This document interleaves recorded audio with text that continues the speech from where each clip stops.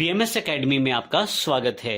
पिछले सेशन में हमने देखा था कि सेल्स रिटर्न क्या है, परचेज रिटर्न क्या है और जीएसटी में हम किस प्रकार उसको समायोजित कर सकते हैं या एडजस्ट कर सकते हैं अगर हमारे पास किसी तरह से सेल्स या परचेज रिटर्न रहती है। अब प्रैक्टिकली अकाउंट्स में उसको किस प्रकार से एंटर किया जाएगा टैली 9 ERP के द्वारा।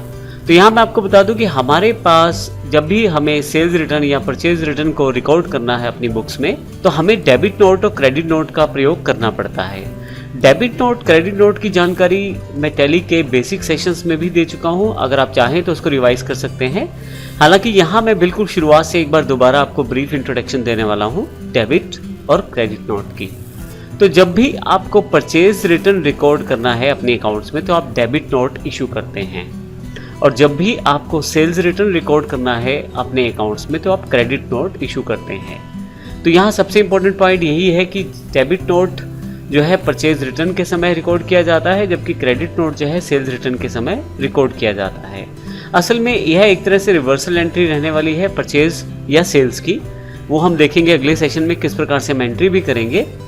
अब सबसे इम्पोर्टेंट पॉइंट ये है कि जब आप टैली के माध्यम से परचेज या सेल्स रिटर्न रिकॉर्ड करेंगे डेबिट नोट क्रेडिट नोट की सहायता से, तो ऑटोमेटिकली टैली द्वारा ही पूरे की पूरी टैक्स अमाउंट्स को एडजस्ट किया जाएगा, कैलकुलेट किया जाएगा, और जो रिटर्न्स हैं GSTR 1 और GSTR 2 वहाँ भी इसके इफेक्ट को आप डायरेक्ट देख सकते हैं। इसको हम देखने वाले हैं अगले सेशन में, लेकिन इस सेशन में आपको मैं ये बता दूं कि आप किस प्रकार से, अगर आप टैली का प्रयोग करते हैं तो किस प्रकार से आप डेबिट नोट और क्रेडिट नोट को ऑन कर सकते हैं। डिफॉल्ट रूप में यह ऑप्शन ऑफ रहता है टैली में, तो आइए देखते हैं किस प्रकार से इन्हें हम ऑन कर सकते हैं। पूरे एग्जाम्पल को क्लियर करने के लिए हमने एक न्यू हेड के नाम से कंपनी बना रखी है, तो आइए सबसे पहले उस कंपनी को ओपन कर लेते हैं। सिलेक्ट कर लेता हूं मैं यहाँ से, और यहाँ से न्यू हेड के नाम से मैंने एक कंपनी बना रखी है, मैं एंटर करके इसे ओपन कर लेता हूँ। यहाँ पे आपके पास, हालांकि मैंने काफ़ी सारे लेजर्स और एंट्रीज पहले से कर रखी हैं जिनको मैं अगले सेशन में डिस्कस करने वाला हूं, लेकिन सबसे इंपॉर्टेंट पॉइंट आप डेबिट नोट और क्रेडिट नोट को किस प्रकार से एक्टिवेट करेंगे। इसके लिए आप फीचर्स पे चले जाएं। आप यहां से किसी भी एक फीचर को ओपन कर ले, और यहां मैंने अकाउंटिंग फीचर को ओपन किया है। अगर आप किसी और को भी ओपन करते हैं तो इन शॉर्टकट कीज से आप फिर से अकाउंट्स पे आ सकते हैं। यहां मेरे पास इनवॉइसिंग सेक्शन के अंतर्गत use debit and credit note का ऑप्शन है, और यहाँ पे मैंने पहले से ही यस किया हुआ है।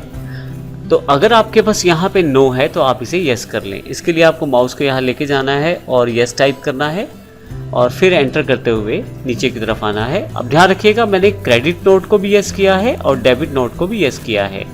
तो जैसे यस करूँगा मेरे पास यह है ऑप्शंस एक्टिवेटेड हो जाएंगे। मैं बाहर आ जाता हूँ। ऑप्शंस एक्टिवेटेड है ये आपको कैसे पता लगेगा, इसके लिए आप अकाउंटिंग वाउचर्स पे चले जाएं। आप देखेंगे यहाँ पे आपके पास जो बटन बार है टैली की, उसमें आपको डेबिट नोट और क्रेडिट नोट का ऑप्शन मिलेगा, ये देखें आप। और इस तरह से मैं डेबिट नोट और क्रेडिट नोट को एक्टिवेट कर सकता हूँ अकाउंट्स में टैली में।